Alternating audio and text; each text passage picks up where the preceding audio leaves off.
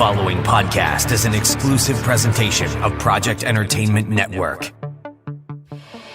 Hey folks, Brian Keene here. You know, summer's over. We're entering the fall and then the winter. Halloween's coming up, Thanksgiving, and then of course the holiday shopping season. Speaking of the holiday shopping season, let me tell you about subculturecorsets.com. They've got everything you need for everyone on your list for this holiday season. Clothing, accessories, gifts, books, you name it, they've got it. They sponsor every show on the Project Entertainment Network, including this one. So please give them your business. Visit subculturecorsets.com. Project Entertainment Network presents My Favorite Story, an anthology featuring short fiction written by the hosts of the Project Entertainment Network podcasts, with Mary San Giovanni and Brian Keene from The Horror Show, Chuck Border, Aaron Sweet, El Mahore, and Armand Rosamilia of the Mando Method, Jeannie Engel of Origins, Bizung's Mr. Frank, Tom Clark from Necrocast, It On, It Cooks, Amber Fallon, Three Guys with Beards, Christopher Golden, Jim Moore and Jonathan Maybury, The Buttercup of Doom, Kelly Owen, Matters of Faith's Jay Wilburn, John Urbansic of Eight Stains. My Favorite Story, a podcast author anthology from Project Entertainment Network, available on Kindle, Nook, and soon in paperback from the Project Entertainment Network store.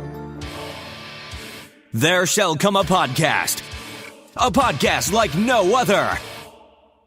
Defenders Dialogue with Brian Keene and Christopher Golden. Marvel Comics' original superhero non-team convenes once again.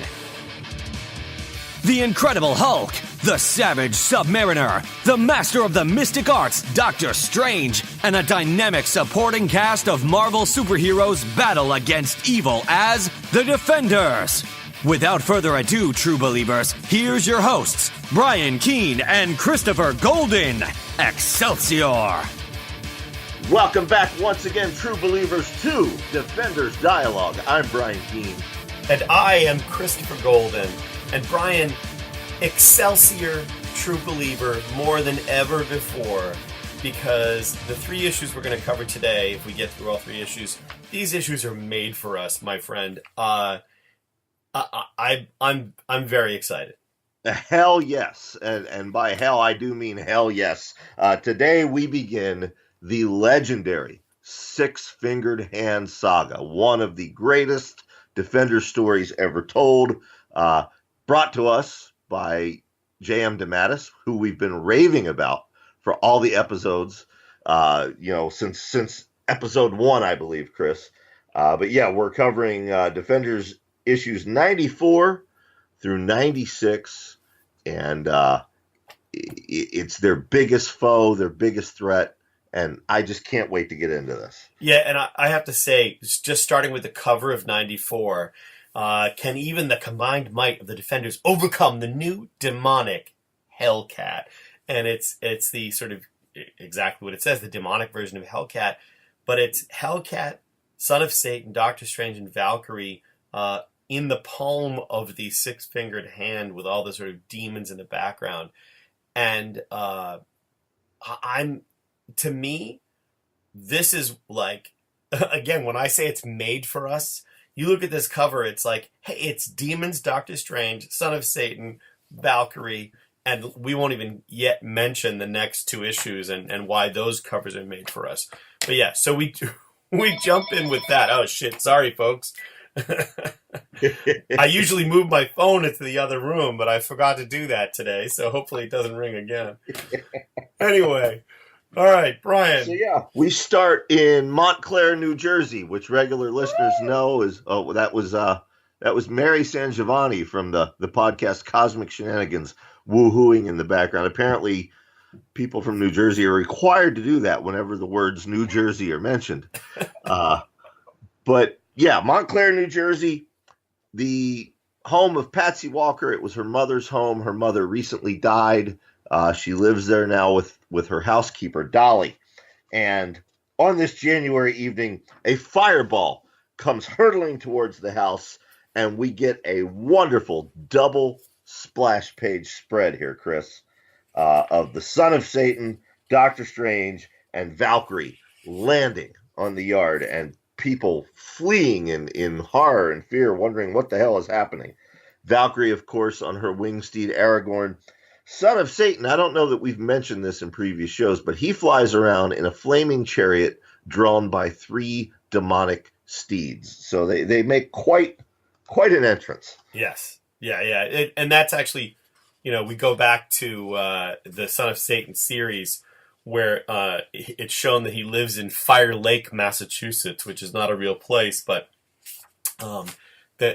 he's seen coming up out of the lake on that chariot a couple of times. So yeah, I just love this character, and I would love to see a comic published today called Son of Satan. And I don't know how it didn't freak people the hell out. These days, if Marvel published Son of Satan, you'd have all of the fake evangelists up in arms.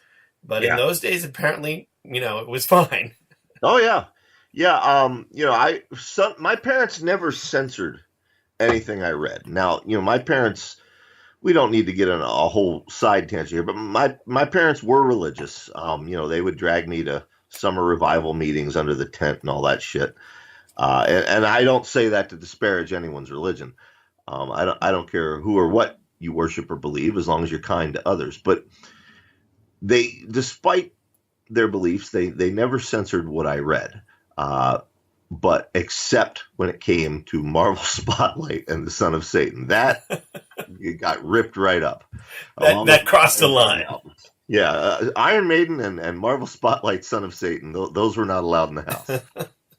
Well, in any case, they show up to Patsy Walker's house.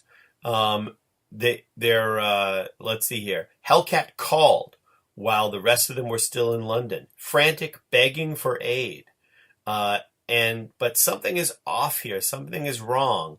And then the psychosensitive metal of the hell-forged trident of the Son of Satan is alive with the vibrations of evil and deception, Brian. That's right. If only they had one of those in Congress.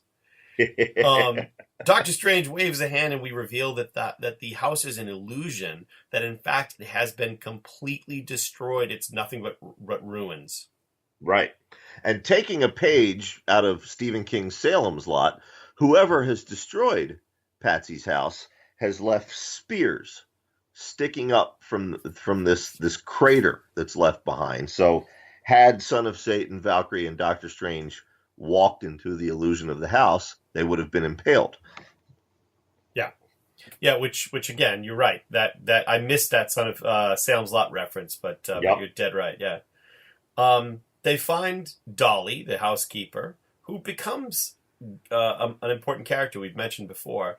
Dolly Donahue is in the ruins. She is alive, although injured, and she tells the story, Brian, of the return of a character we've seen before. Well, oh no, wait, we have. I'm sorry.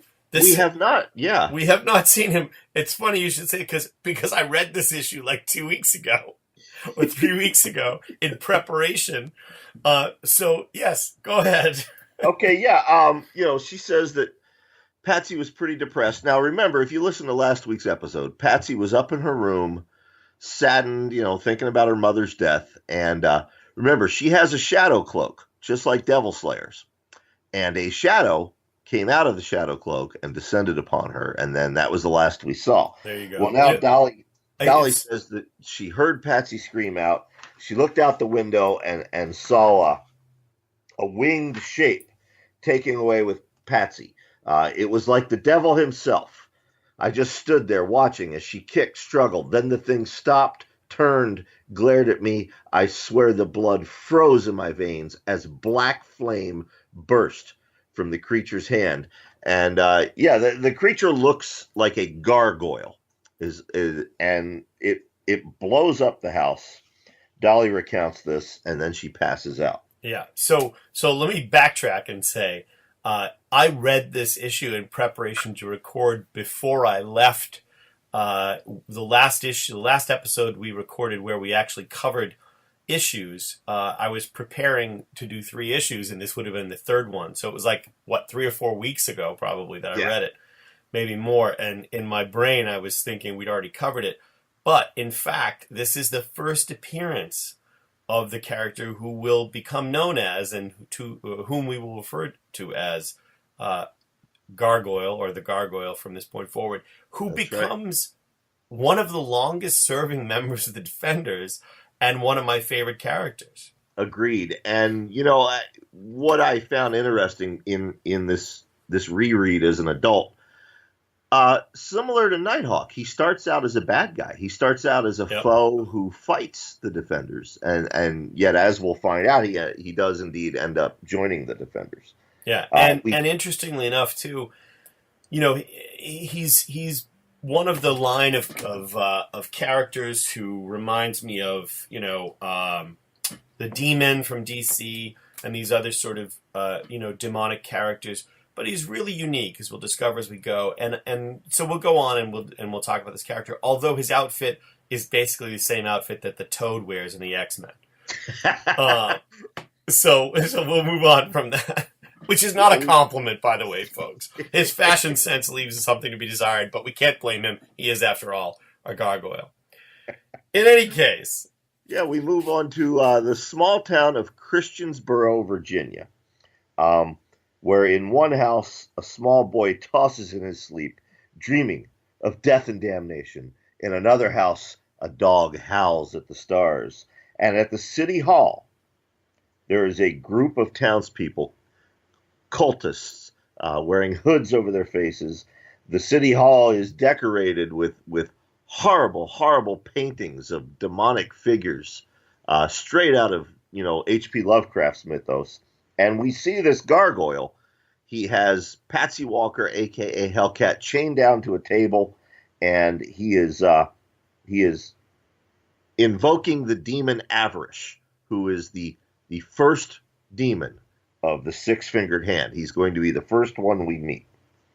Exactly. So he's doing this invocation to Avarice, hoping that we'll get to what this ritual accomplishes momentarily. We go back to Montclair, New Jersey. Dolly has been whisked to a nearby hospital. God damn it. Brian, you continue while I move this phone out of my office. This is the sort of technical prowess you can look forward to every week on Chris's other show, Three Guys with Beards. Now, while Chris is I knew you were going to say that. I was going to tell them while you're moving the phone, I want to point out now, we've talked many, many times on this show about how Submariner, first it was Doctor Strange. He was the resident dick of the Defenders. Then it became Submariner.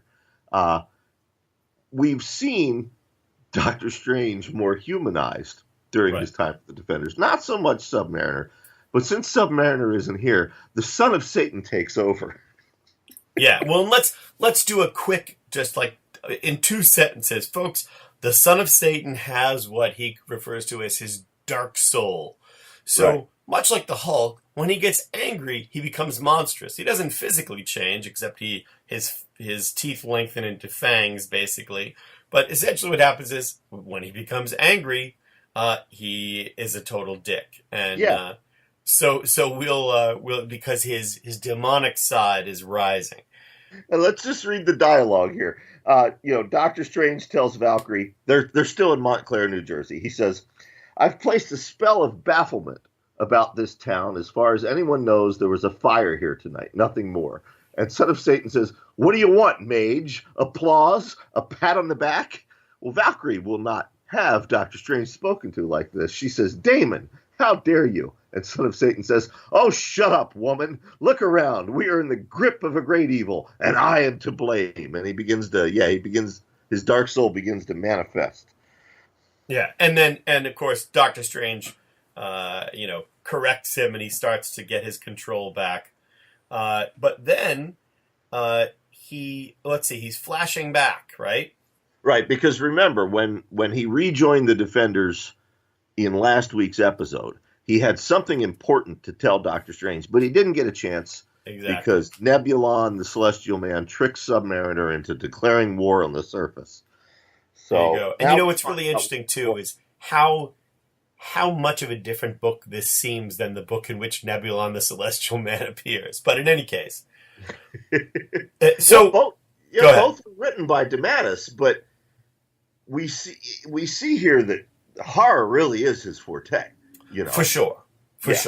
So basically, Damon Hellstrom is talking about how he had interrogated this woman who essentially warned him about the six-fingered hand. Hellstrom tried to warn Doctor Strange, but the Nebulon thing interfered.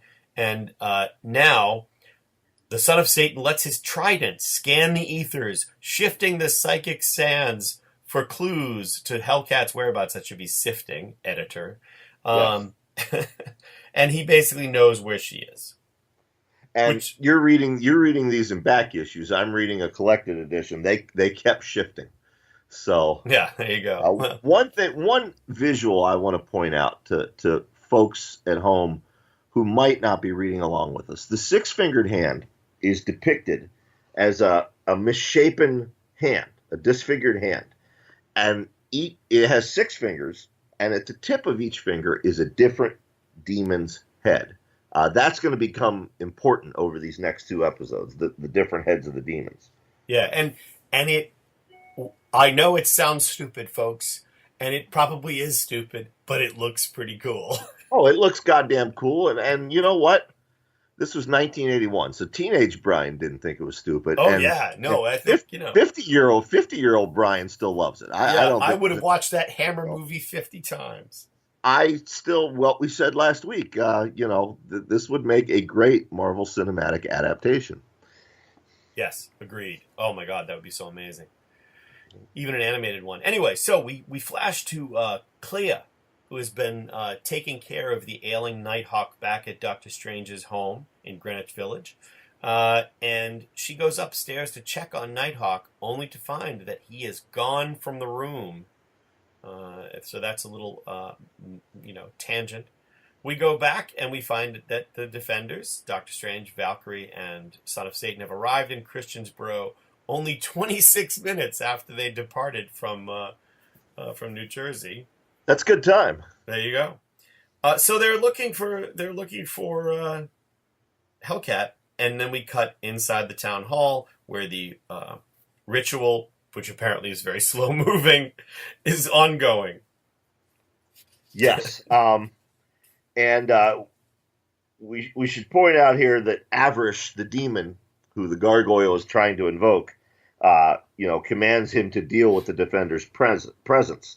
And outside, we get this fantastic panel of just all these demons, the demon hordes of Avarish attacking the Defenders. And it's just, I love this artwork. It's just every kind of weird monster, mutated monster you can imagine. Yeah. Including the Gargoyle. Including the Gargoyle. What I agree with you. What I love about it is that they're all really wonky looking. You know what I mean? They're not the kind of thing. This is Don Perlin, by the way, with Joe Sinnott on inks. And it's not the kind of thing you'd normally see. An artist would normally draw sort of variations on a theme. But these are all just really odd, different, unique, freaky looking things. Right. Now, we get the requisite fight scene, Brian.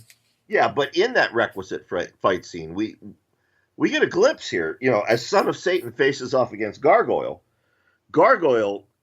says the people of this town were blinded by poverty and despair. Avarish helped the town out, gave it prosperity. And Gargoyle wants the Defenders to leave, before something bad happens. Yeah, so what he's saying is that Avarish is the greatest thing that's ever happened to this town, and that the Defenders are going to screw it up.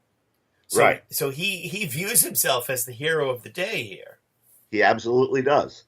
And then both Gargoyle and Son of Satan are attacked by the all-new Hellcat. This is not Chris Golden's Patsy Walker.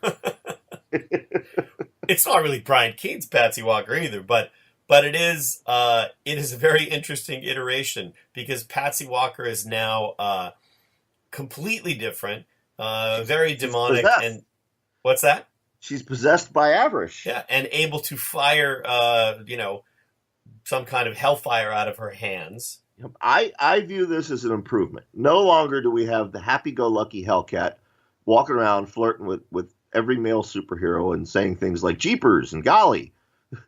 Well, Avarice is the best thing that's ever happened to this character. Right. Fortunately for the Defenders, however, their newest team member, or their newest returning team member, is an exorcist by vocation. So he's ready. He is. He's ready. They battle, but she is with Avarice possessing her. Son of Satan he's unable to face off against Hellcat. She disables him.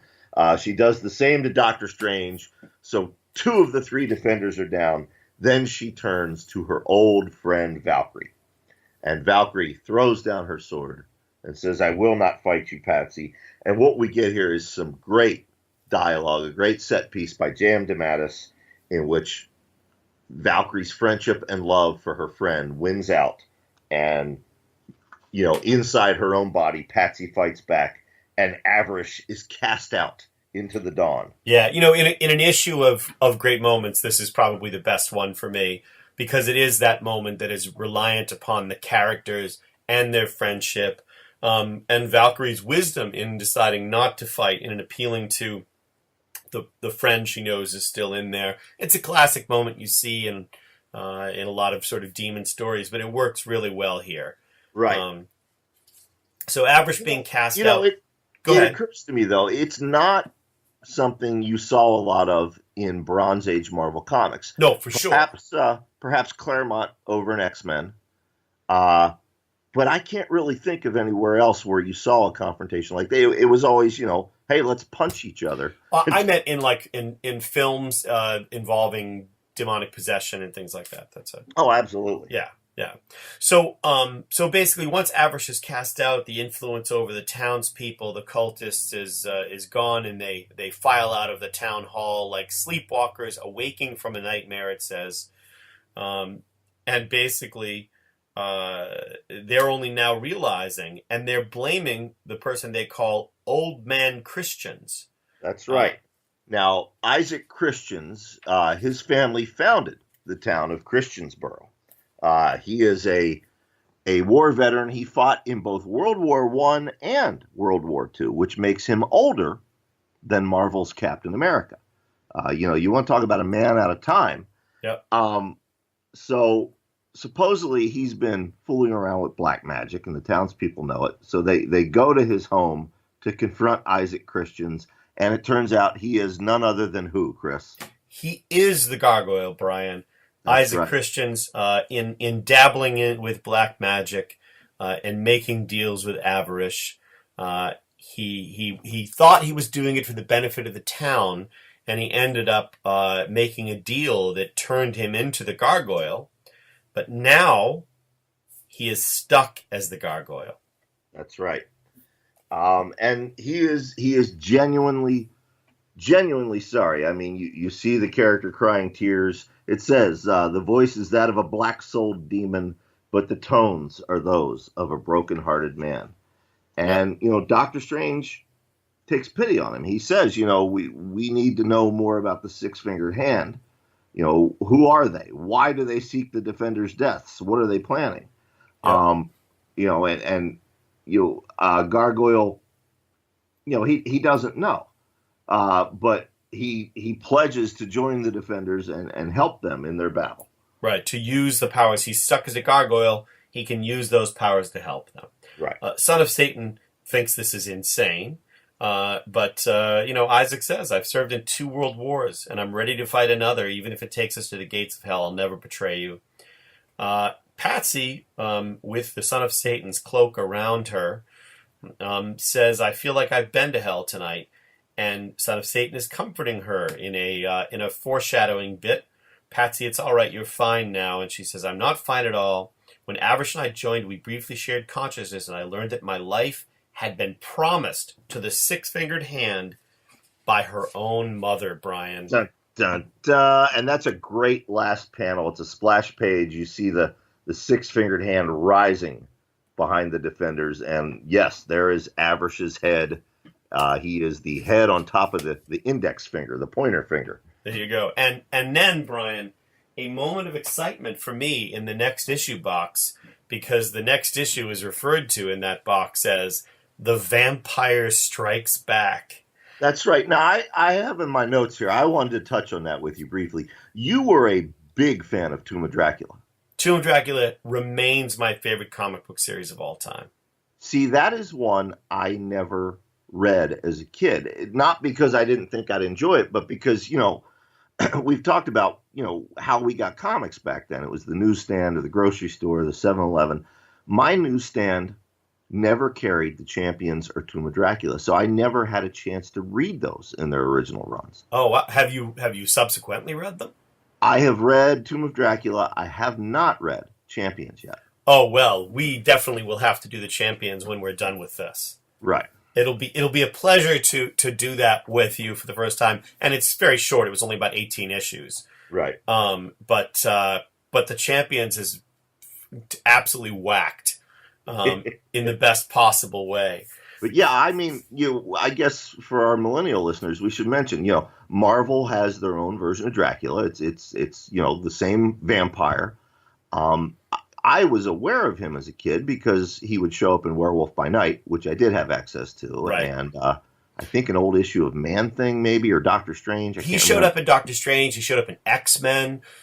So I'll just, without giving the whole recap, folks, I can't emphasize enough that if you are interested in 1970s and 80s Marvel comics and interested in horror, interested in Dracula, my favorite iteration of Dracula is the Tomb of Dracula comics from Marvel, written by Marv Wolfman for most of its run, drawn by Gene Colan for all of its run. Man, it's so great. And again, it starts a little slow, it starts a little traditional, and then it really takes off. This is where Blade first appeared. Right. So influential.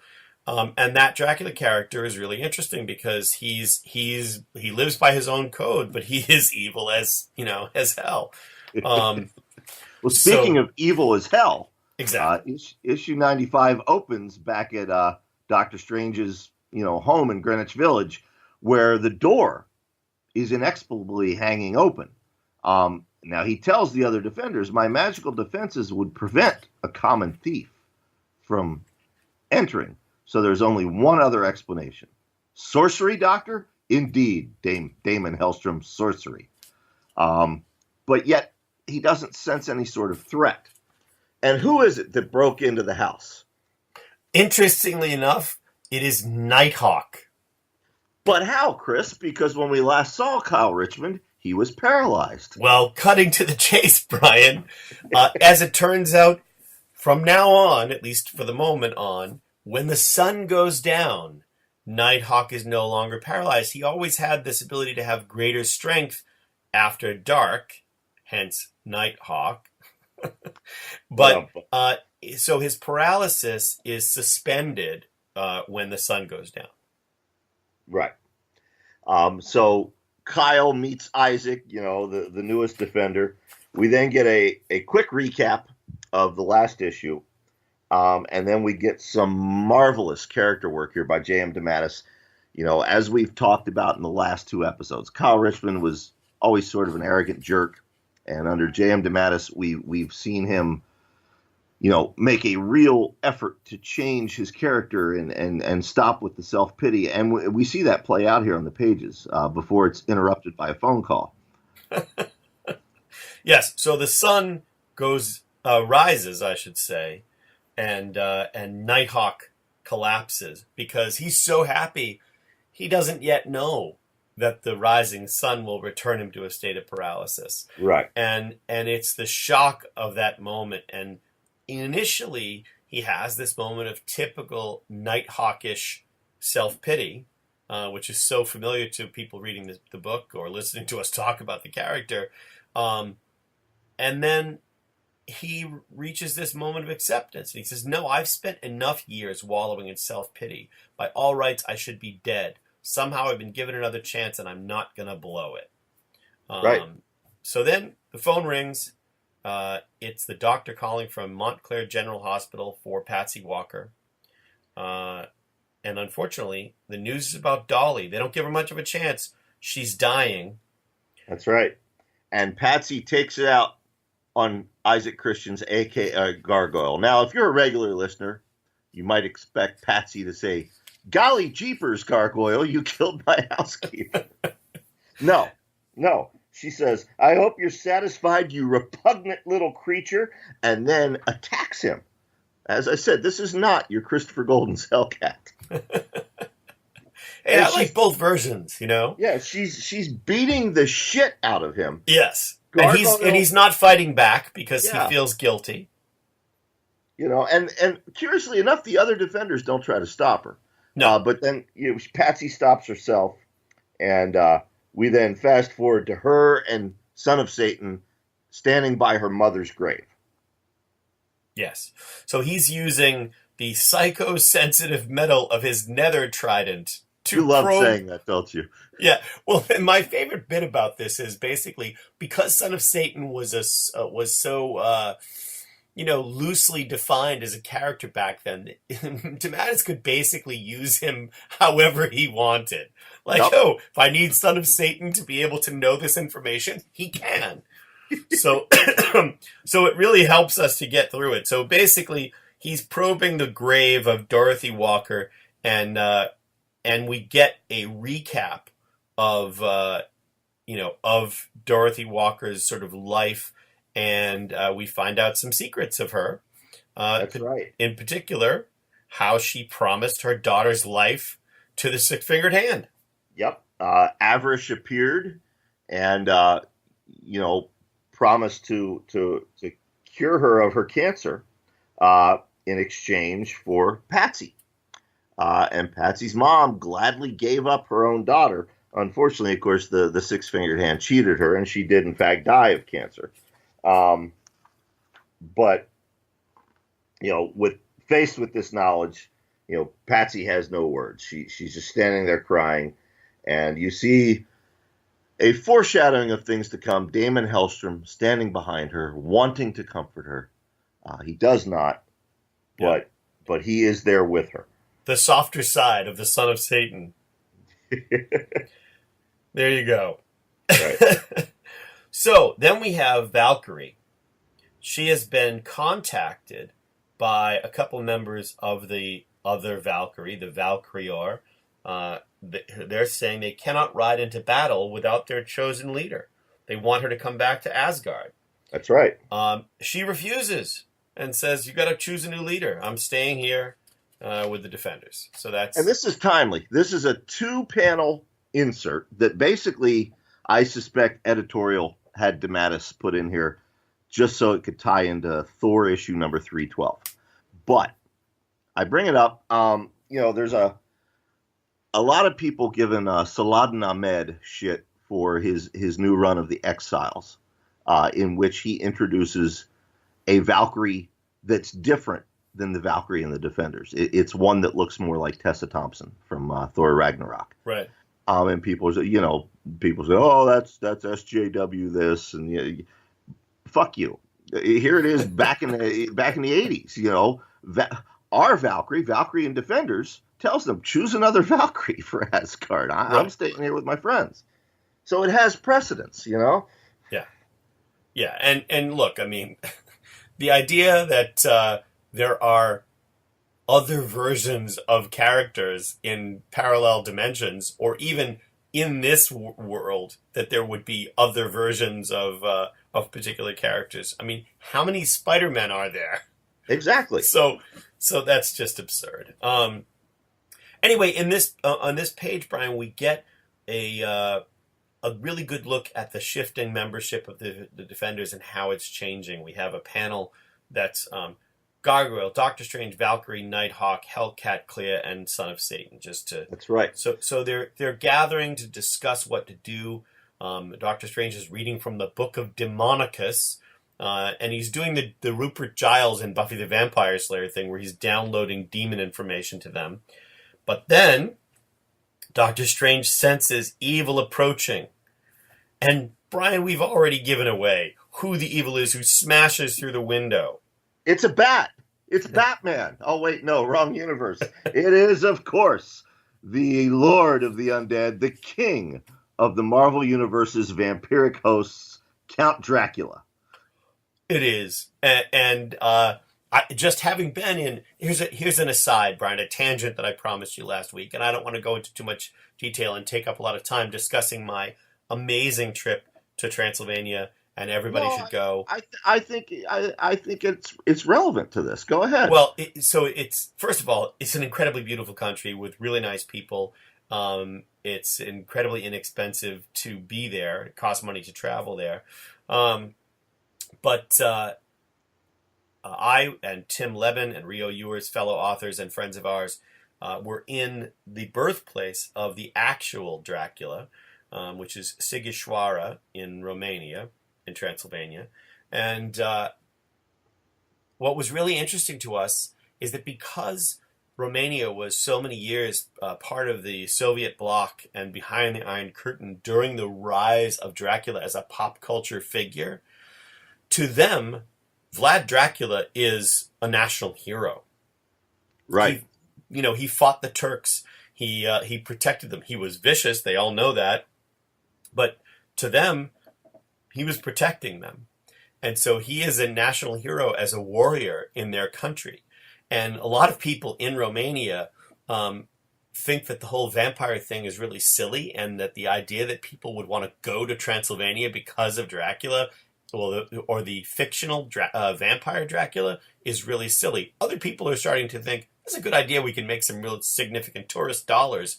But most of them are really just, befuddled by this whole thing. And it's hard for us to imagine that, because we're so steeped in pop culture and have been for so many decades, involving the vampire Dracula, that they're just like, whatever. It would be like if here in America we built a mythology around Abraham Lincoln that he turned into a werewolf whenever the moon was full, and hundreds of years from now, people visited the Lincoln Memorial not because of the things he did, for humanity and for the country, but because he was, this legendary werewolf. Right. It wouldn't be that we built that legend. It would be that it would be like if in Eastern Europe they had a legend about Abraham Lincoln being a werewolf, and we knew nothing about it. We knew nothing about that legend until people started showing up as tourists because of their Abraham Lincoln werewolf character. Well, now I kind of want to write Abraham Lincoln werewolf. I'm not going to lie. Yeah, there you go. I think that's a good plan. It could be like Robert McCammon's The Wolf Sour, only in the Civil War. But in any case, so I can't encourage people enough to try to visit that area. It's just stunning. So enough of a tangent. That's a topic for another day. But right. Anyway, Doctor Strange. Go ahead. The battle with Dracula, I was going to say, it's cool, but unfortunately, it does suffer. Don Perlin and Joe Sinnott do great artwork on this entire run of the Defenders, but this issue, they're assisted by several. This looks like Al Milgrom here, and again, I'm reading it a black and white reprint in the Marvel Essential version. You can see the flaws in the artwork there. And I will also say a couple things about it. First, that it's super short. I mean, Dracula is really, even though he's on the cover of this issue, it's really only a cameo. And the other thing I will say is that if this is your first exposure to Marvel's Dracula, you will have no idea what I'm talking about when I talk about how fantastic a horror character he is, because so much of it is based on the writing of Marv Wolfman and the art of Gene Colan in Tomb of Dracula. And in this, he looks like, sort of almost any other kind of Dracula. He doesn't even seem that much like Marvel's Dracula. But in any case. But do you think that's because, as we find out in the next page, he's not completely Dracula? He, much like Hellcat last issue, has been possessed by a demon of the six-fingered hand. No, I don't think that's why, but it's a good point. So yes, he's they have no sympathy for him. Dracula, in fact, blames the son of Satan's father. And Damon Hellstrom says, "My father need not toy with you, pig. He could swat you down where you stand." Interestingly, we do see Dracula and Satan go toe-to-toe into Dracula at a certain point. Anyway, they're trying to figure out why he was used and how, but I like the aside between Hellcat and Nighthawk, who are whispering to each other. She says, "This is crazy, Kyle. That can't be Dracula, can it?" And he says, "I don't know, Patsy, and I don't know if I want to know." I like that, Brian, because so many times stuff happens in comics and movies and TV series that characters should be going, or in novels where people should be reacting to things. Yep. And they don't. So I like that that's in there. They don't. We then transfer to Transylvania. Now, keep in mind, Dracula, he is the lord of the vampires of the Marvel Universe, and they all live there with him. And in his absence, we see one of his subservient vampires, someone named Gordsky. Was he a character in Tomb of Dracula? I don't even remember. If he was a minor one. Okay. He has made a deal with Pouchant, the second demon of the six-fingered hand. And they have possessed Dracula, and now this Gordsky will become the new lord of the undead, for making this deal with Pouchant. Yeah. So they have an uneasy truce with Dracula, and although Dracula doesn't trust them at all, and they go with him to Dracula's castle in Transylvania, which it doesn't really look much. Well, I guess it does look like Bran Castle. Right. But we have the first of what will become a running gag in the Defenders. The other Defenders, they're very used to Doctor Strange waving his hands and teleporting them across the world. Not so much Gargoyle, though. This is all new to him. And as they vanish from the Sanctum Sanctorum in Greenwich Village and show up, in the mountains of Transylvania, Gargoyle asks, how does he do that? Gargoyle will ask this every issue for the rest of the So Doctor Strange and Clea have stayed behind, attempting to locate the home dimension of the six-fingered hand. And so Dracula and the remaining Defenders are there to battle Gordsky and the vampire hordes, the legions of the undead from Dracula's castle. They make short work of them. Basically, the interesting moment in this fight scene, which lasts for a few pages, is when the hordes of the undead are attacking Hellcat, and Isaac goes to try to rescue her. And Hellcat says, "What do you think you're doing?" He says, "Trying to make amends, Hellcat, in the only way I can." So right. There is a moment there. We see Gargoyle trying to fit in, trying to make up for it. And what I like about this, Brian, is that even though he's like, he starts out as doing these horrible things, he's the best natured character probably in the Marvel Universe. Absolutely. I mean, DeMatteis writes him as somebody who is that age would be. Keep in mind, he fought in World War I as a young man. He fought in World War II. This issue takes place in 1981, so it is feasible that he was still alive then. But he's not like the modern man. He's a throwback, and DeMatteis writes him like that. He's very kind and gentle and mannerly, well-mannered, and he probably says grace. He probably holds doors open. He probably says ma'am and thank you, Right. But basically, Son of Satan has the Defenders and Dracula lead all the vampires up onto the roof of the castle. And then he begins to chant in an ancient tongue. He's about to do something. Now, he has a chance here to destroy Dracula along with the other vampires. But at the last moment, the Son of Satan, he keeps his word, he keeps his honor, he warns Dracula to flee. Dracula does. And then 1,000 worlds seem to collide. 1,000 voices sing of life, death, and resurrection.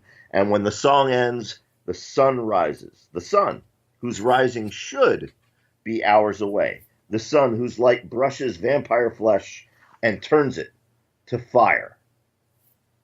There you go. And we see the defeat of the second demon of the six-fingered hand.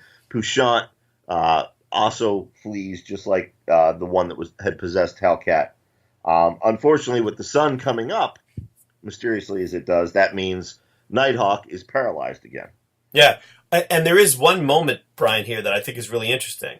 It's very clear in the thought balloons earlier that the son of Satan intends for Dracula to be caught in this spell as well. He intends for Dracula to be burned. But as he's chanting, the captions read, "Can there be honor when you are dealing with an evil like Dracula? Can there be honor in the breast of Satan's son?" So he's about to have Dracula also die with them. And then he realizes he can't do that because he's given his word. So he yells, "Dracula, you must leave immediately. Curse you, demon, move." So he lets Dracula escape because they'd made a deal.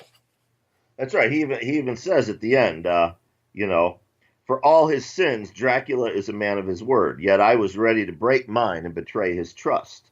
That's why I had to warn him. I had to learn if there was honor.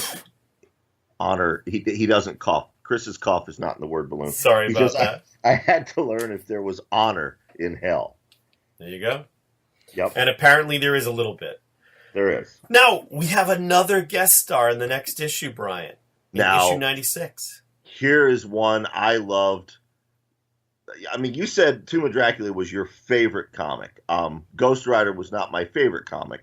That would be the Defenders, in fact. But I loved the shit out of the original Ghost Rider. And I remember buying this issue on the stand and being delighted because this is issue 96. And for 96 issues, I kept thinking, why don't they have Ghost Rider as a Defender? Mm-hmm. And I agree with you. Ghost Rider was also one of my favorite comics. Johnny Blaze, obviously Ghost Rider, and I love the cover of this issue so much. Yep. And I also want to take this moment. I don't know if anybody at Marvel or anybody who works for Marvel listens to this podcast, Brian. We have a couple people at Marvel who do, but they're not allowed to admit it. All right. So all I want to say is, God damn it, where are the Ghost Rider masterworks? Where are the full-color epic collections of the Johnny Blaze Ghost Rider? This is a series that went on. It was hugely popular. It went on for a long time. And it James has never been reprinted in color, Brian. Never? Never. Wow. It's only been reprinted in the black and white essentials. It has never been reprinted in color. Well, we do have, I cannot reveal the person, but there is somebody who works in Marvel's trade division who does listen to this show. And I would say to her or him, at least collect J.M. DeMatteis's run on Ghost Rider as an epic collection. Well, again, I think you start at the beginning myself, but, Well, I agree, but... Yeah. So it's crazy. I mean, a hugely popular character. There have been so many iterations of the character, and Ghost Rider has never been collected in color. It deserves masterworks, and epic collections and everything else. But in any case... But now, issue 96... As a teenager, I didn't just love it because it had Ghost Rider. This issue, it may seem a little dated. You think? To some of our younger listeners, our millennial listeners, but let me put it in perspective for you. Now, I know, Chris at the time, he was not so much a metalhead. I was a hardcore metalhead. 1981, I was all about Judas Priest, Quiet Riot, Iron Maiden, Motorhead, Kiss, Alice Cooper, Sabbath, and the big panic at that time, the big moral panic, was that heavy metal would lead to satanic influence in your children. I mentioned those tent revivals earlier. I remember Dr. Dobson. I'm sure you're familiar with him. Oh, yeah. He came to speak at our church, and it was all about backward masking and how if you played the record backwards, you would hear things. And the metal, the metal star I loved more than any was Ozzy Osbourne. I loved him and still love him as much as I love Bowie, Prince, Springsteen, etc. But he's playing Ozzy records backwards, and what you're hearing is. That's what you hear when you play them forward too. But he's swearing. It says, sacrifice your parents to Satan or whatever. And I remember sitting there listening to this and just being so incensed and wanting to stand up and defend rock and roll.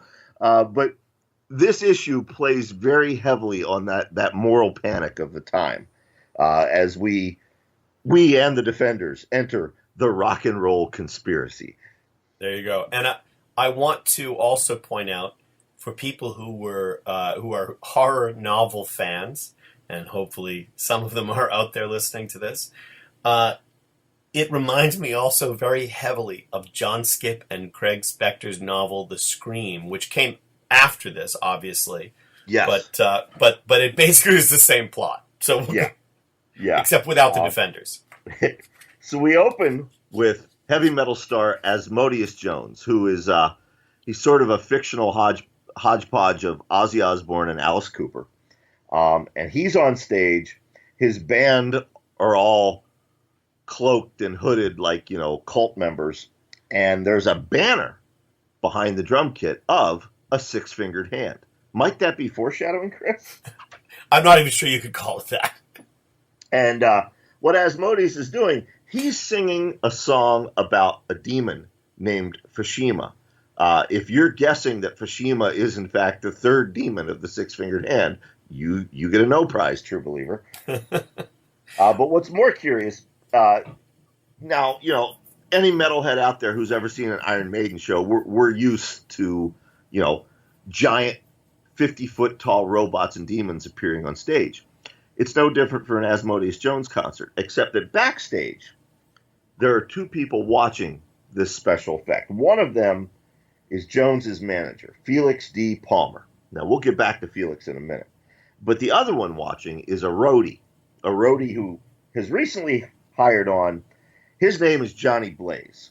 If you don't know, Johnny Blaze is the Ghost Rider. He's possessed by the demon of vengeance. What's the spirit of vengeance's name? Oh shit, man! I don't even remember because they didn't have the name come in until much later. Yeah, I can't remember off the top of my head. But anyway, Johnny Blaze is watching. It says he has watched over 30 performances these past weeks, and this is the first time he's ever seen this particular illusion. And this stage effect has a weird, effect on the audience of teenagers watching. They all seem hypnotized, and they all begin to chant Fushima, Fushima. And both Johnny Blaze and Felix D. Palmer seem very uneasy at this. Yeah. I'm sorry, Chris. I just realized I kind of took over and did the entire 4 pages. I love this issue. That's okay. I'm glad you do because I find it so silly. But it's, I love it too, but I love it for different reasons than you love it. Okay. And I think because it does also remind me of that moment where the Hammer Films and the American sort of small studios that were making similar films decided that they needed to make like the hippie versions of their movies and move things into modern times.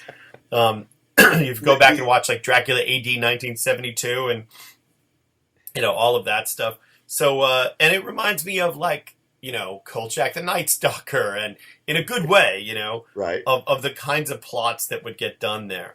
I also will say all respect and love to Mark DeMatteis, but it's a good thing he didn't try to write a lot of music lyrics because the lyrics to the songs of Asmodeus Jones leave much to be desired. Yes. Now look, I love Mark DeMatteis.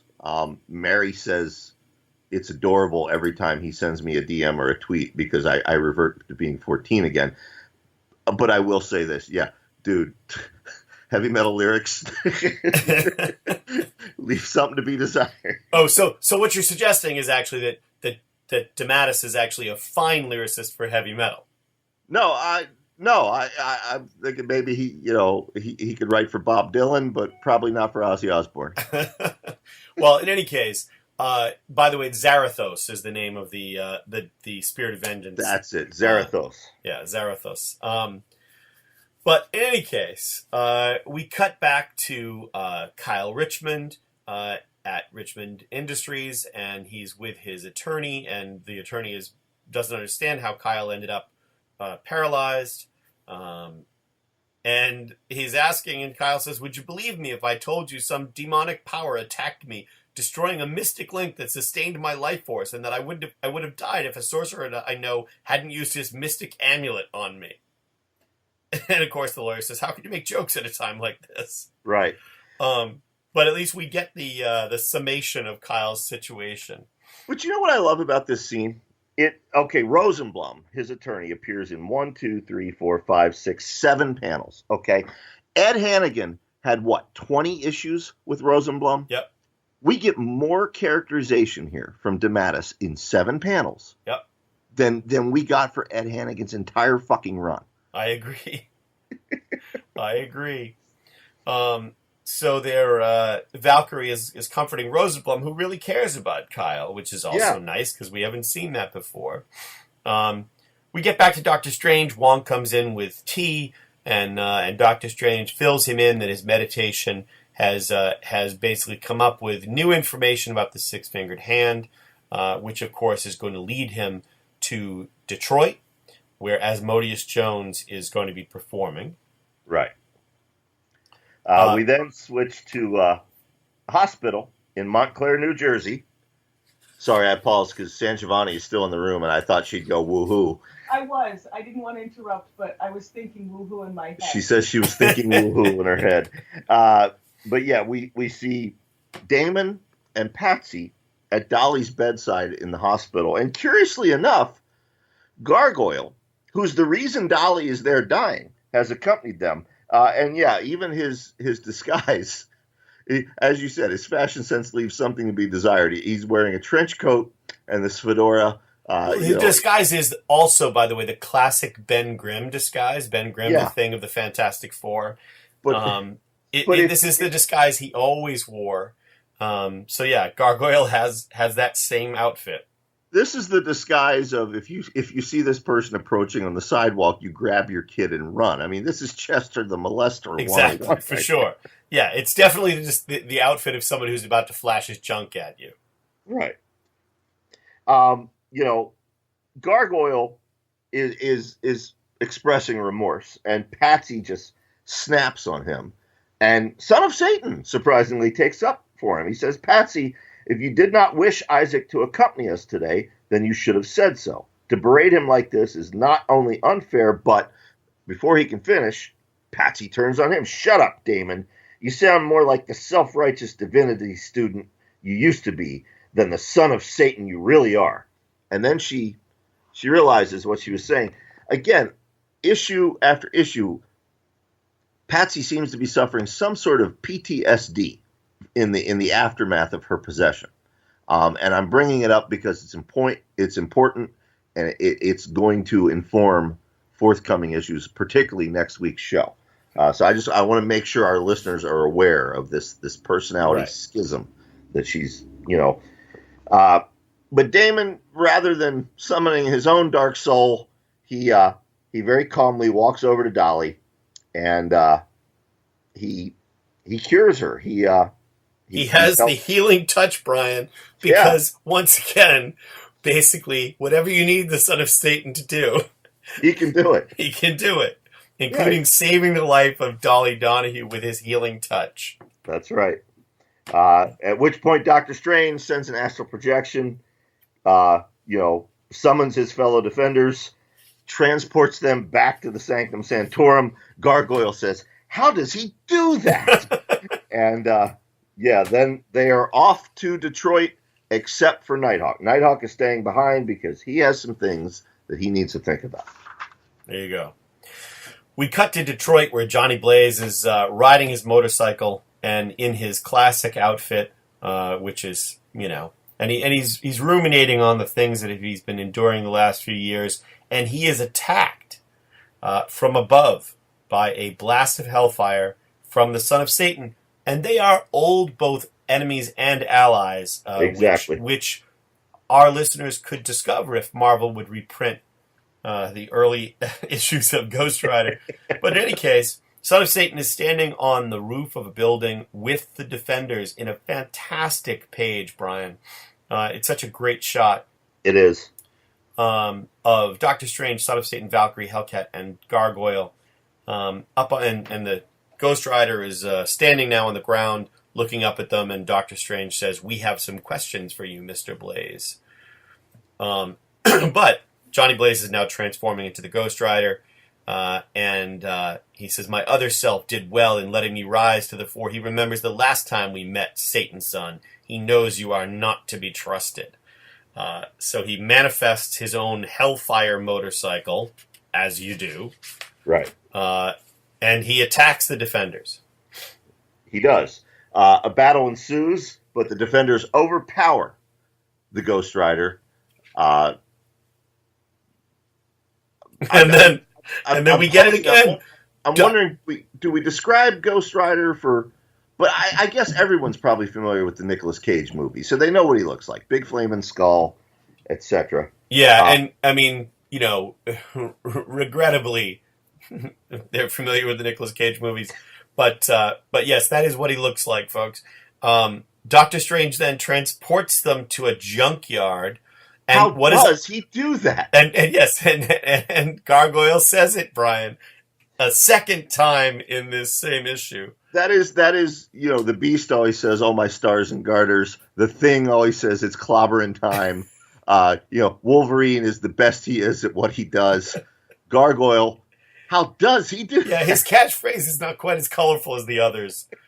In any case, the Son of Satan is able to use his Hellfire to vanquish the monster and draw forth the man to force the Ghost Rider to transform back into Johnny Blaze. Now, I will say again here, this is another comparison that the Johnny Blaze and Ghost Rider, for people who are also who read other comics, the Jason Blood and Etrigan the Demon transformation, very similar. Very similar, yes. So there you go. Hellstrom says it was an exorcism of sorts, but rather than drive your demonic self out, I simply sent it back within you and called the human to the surface. And the thing is, to me, it's like, well, if you could do that, couldn't you just get rid of the demon so that Johnny Blaze doesn't have to suffer demonic possession for the rest of his life? But apparently not. We then fast forward to backstage on the Asmodeus Jones to Hell and Back 1981 tour, where it's very clear. Now, keep in mind, it's 1981. The Comics Code Authority still exists. So yeah, they this can't is a great come out moment. and say this. But it's very clear that a satanic orgy has just taken place between Asmodeus Jones, his manager Felix, and a bevy of young groupies. And the dialogue is my favorite. Asmodeus Jones is thanking them for helping us out here tonight. I know things got a little bizarre, and one of the groupies says, "Oh, Asmodeus, we'd do anything for you." And the next one says, "Yeah, nothing's too kinky where the king is concerned." You have to wonder that the Comics Code Authority let the word kinky get by. Maybe they didn't know what it meant. But I think you're probably right. Yeah. So after the groupies leave, Felix expresses his displeasure. He says, "I'm always a little sick after these power transfer rituals, the things Fushima makes us do." And, you know, Asmodeus basically sneers at him and says, Fushima has made me a star, gave us, women and money. So what if we have to do a few things in return? And hang on 1 second, I have to sneeze. What you've started with your coughing. Oh no, and now it's one of those sneezes that gets stuck in my mouth. I think you're possessed by Fushima. Oh, hey, it's possible. Felix, he points out a few things. Last night's concert was just a test run. Tonight, Asmodeus and Fushima will merge, and the Six-Fingered Hand are going to use the music of Asmodeus Jones to turn 16,000 devoted teenagers into agents of the Six-Fingered Hand. And then we also see that Felix calls him Ozzy, and which pisses off, quote-unquote, Asmodeus. Right. And then Felix gets pissed off. You better watch it, punk. Just remember, I knew you way back when you were a half-baked guitarist with a small talent and a big mouth. I made the deal with the demons. I busted my hump to make you a star. I can make or break you. So, I want to point something out here, and I'll come back to it at the end of the issue.